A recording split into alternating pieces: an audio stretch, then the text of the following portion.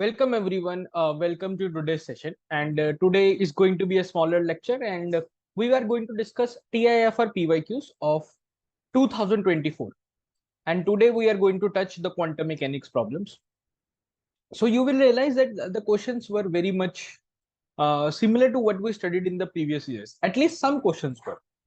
So that let's start. This is our first problem, and the first problem is from quantum mechanics harmonic oscillator. So a potential is given to you. So you carefully look at this potential. So consider a particle of mass m moving in a one-dimensional potential, and the potential is given to you. When we studied the gate PYQs yesterday, this is your half harmonic oscillator. This is not a complete harmonic oscillator. This is a half harmonic oscillator. Because you see, for x greater than 0, you have a parabola, right? Potential as a function of x. You have a parabola, but for x less than 0, you have infinite potential. So only half side is parabola and half of the side is infinite potential. So if the potential is infinite on this side, it means the wave function is 0 on the left hand side.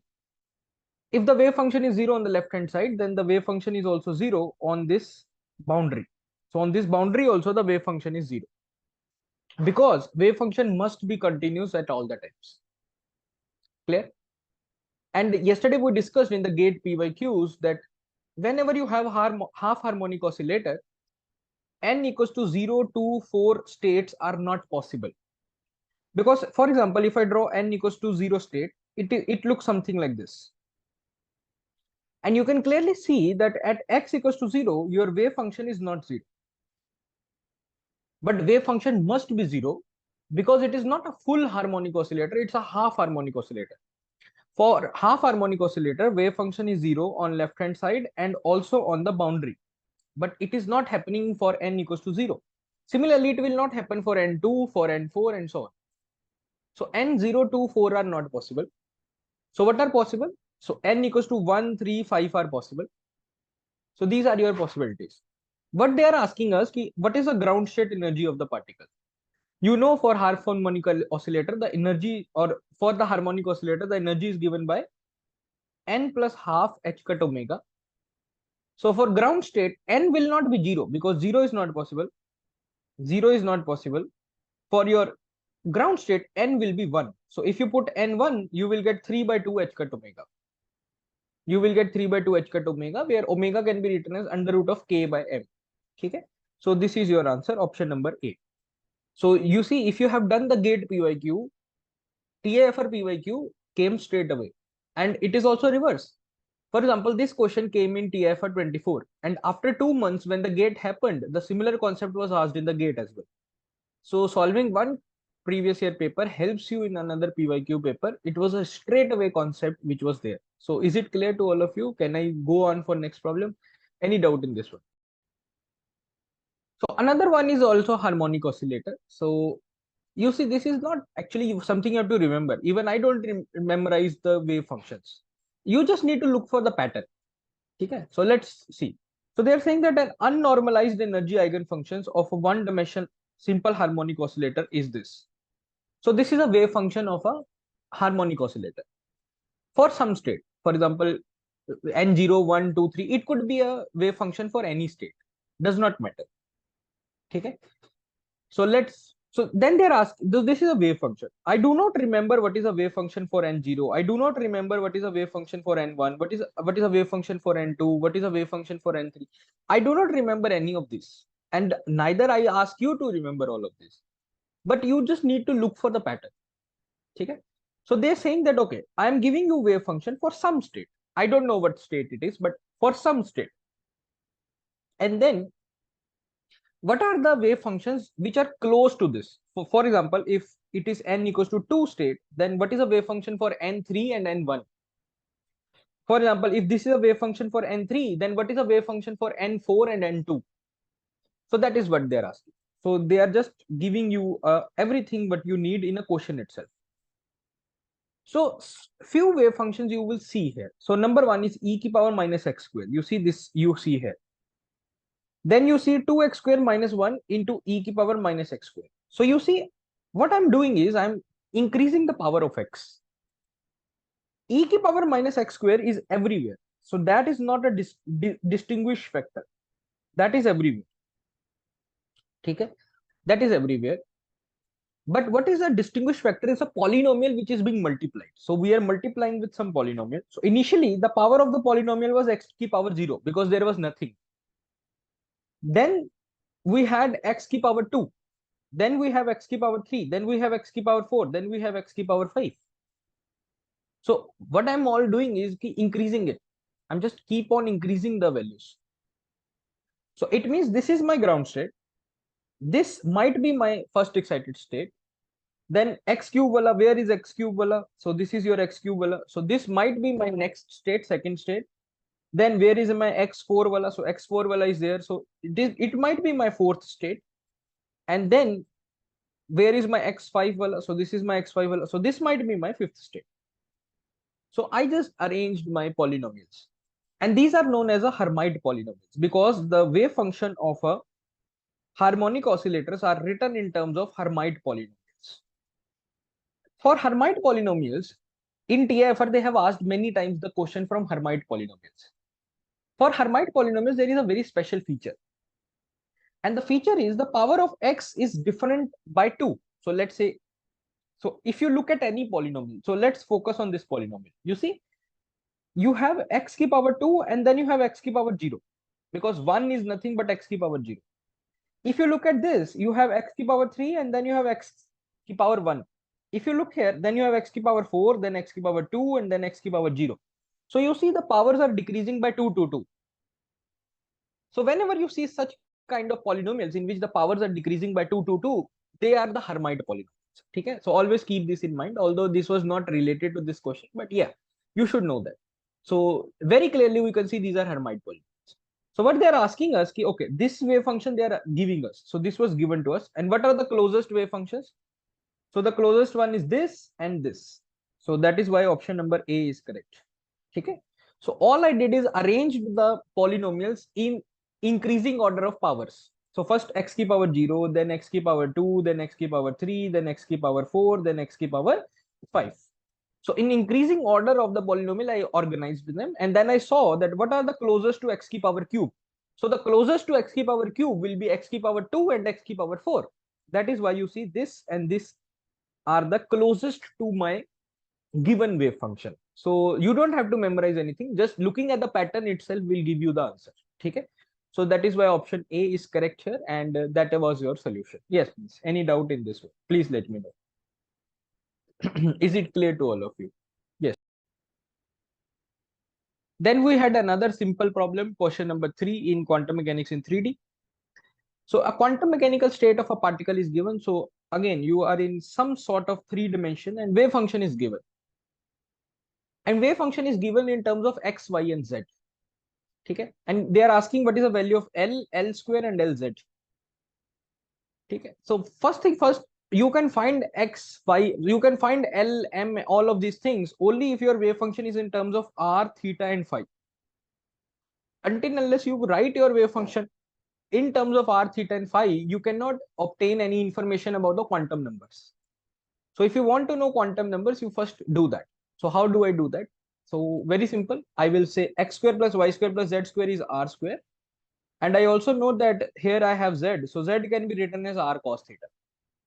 Okay. So this constants remain as such. Z can be written as r cos theta. And this is r square and under root of r square is r. So you get e की power minus alpha r. So now my wave function is in terms of r, theta, and phi. So how do I find the value of n? So this is what I do. So in general, my wave function is proportional to minus r divided by na. In our problem, alpha is equals to 1 by a. Alpha is a constant, a is a constant. So you can say that alpha is equals to 1 by a. Okay.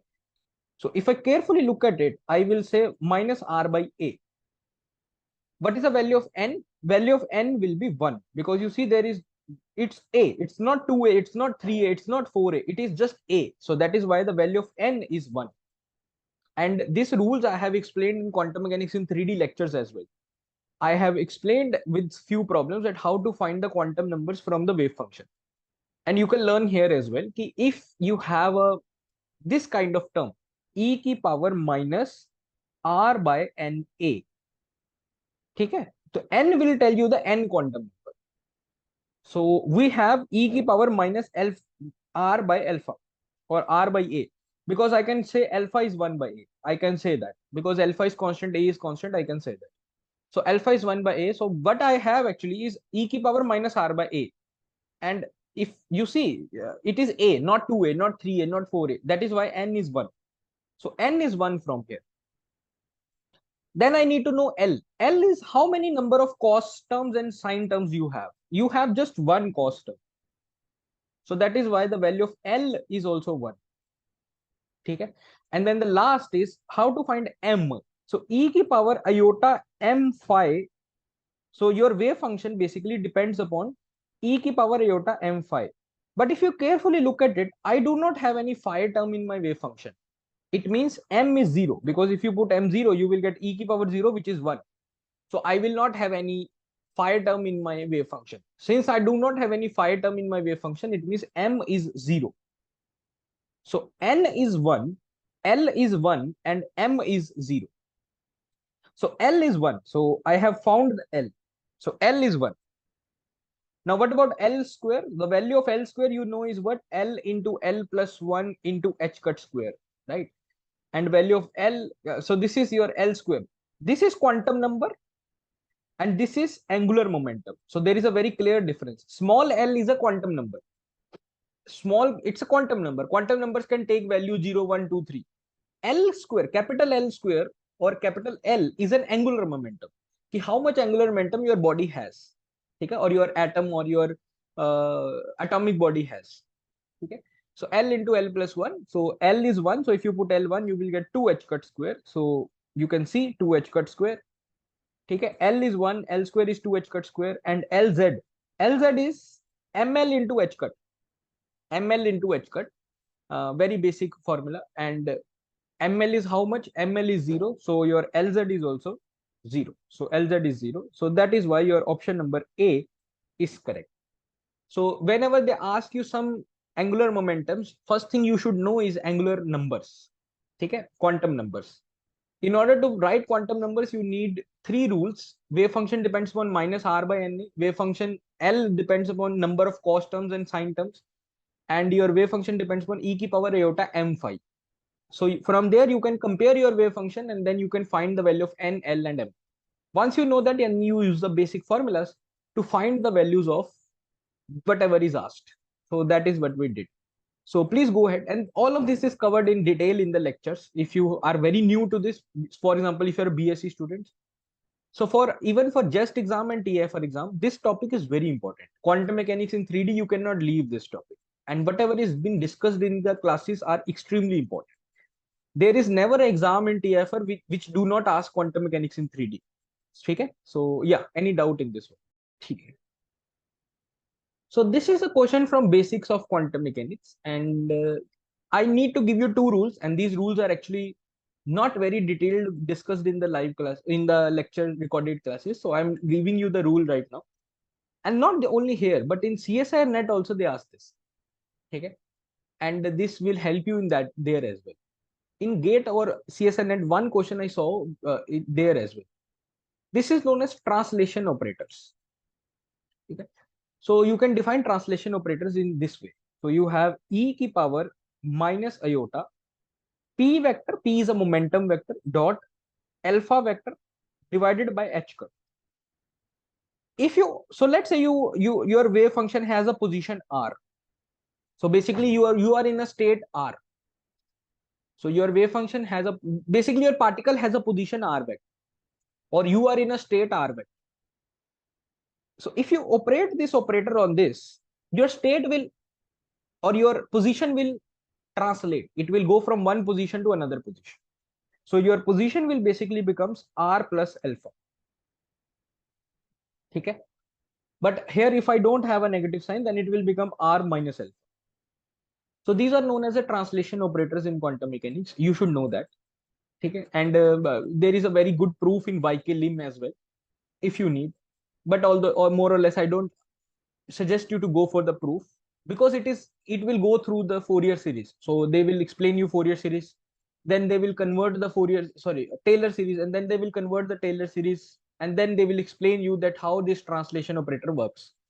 But translation operator works if you have this operator, and if you operate it on your wave function, the position will translate. So you will go from one position to another position.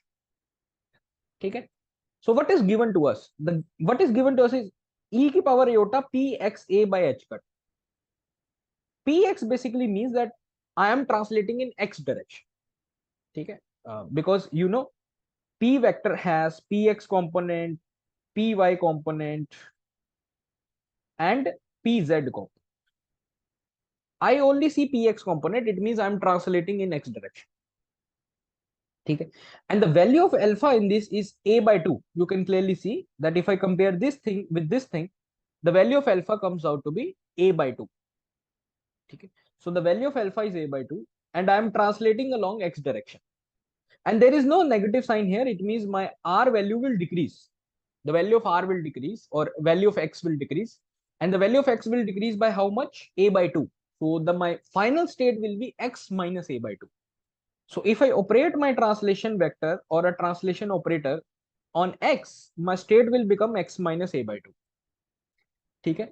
So that is what you need to know. So that is why your option number B is correct. In the original answer key, option number A was given as true, but later on they corrected this and they made it x minus a by 2. So if there is no positive sign here, then you go in a negative direction. But if there is a negative sign here, then you go in a positive direction. So that is how the things works here. So these are the two translation operators. I hope that you will keep this in mind and note this down somewhere. And not only in TIFR, this question has been repeated in other exams as well. Okay. Yes. Any doubt here?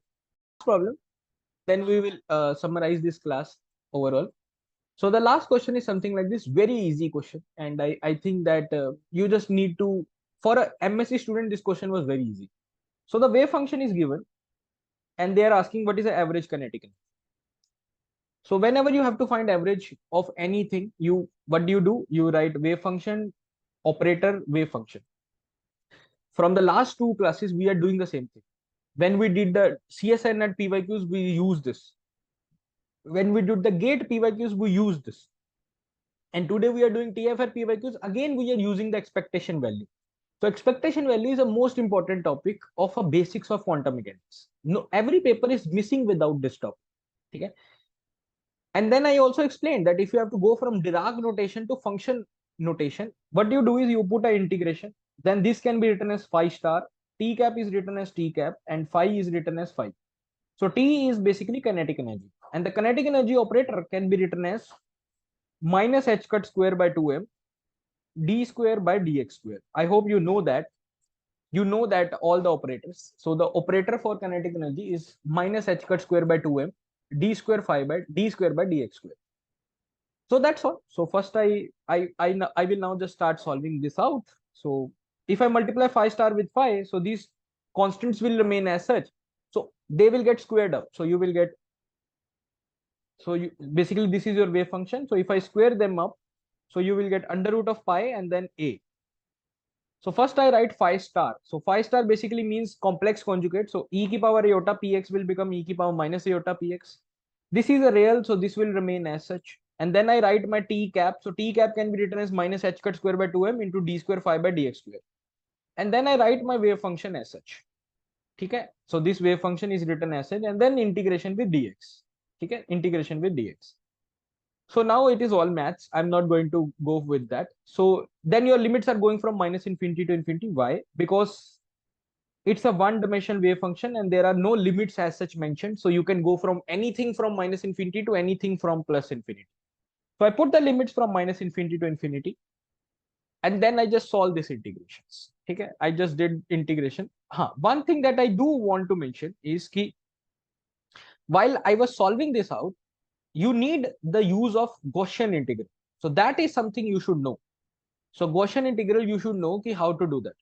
So this formula you should always remember in your life. BSc and MSc student both.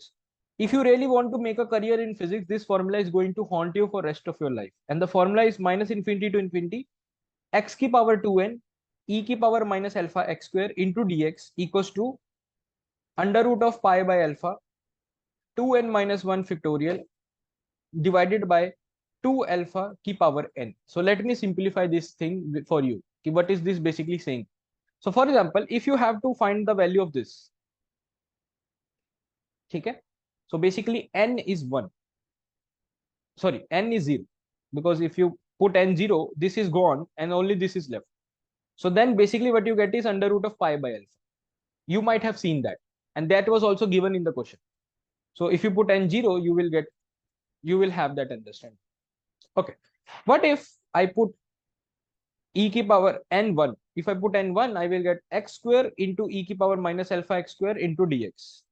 In that case, you get pi by alpha.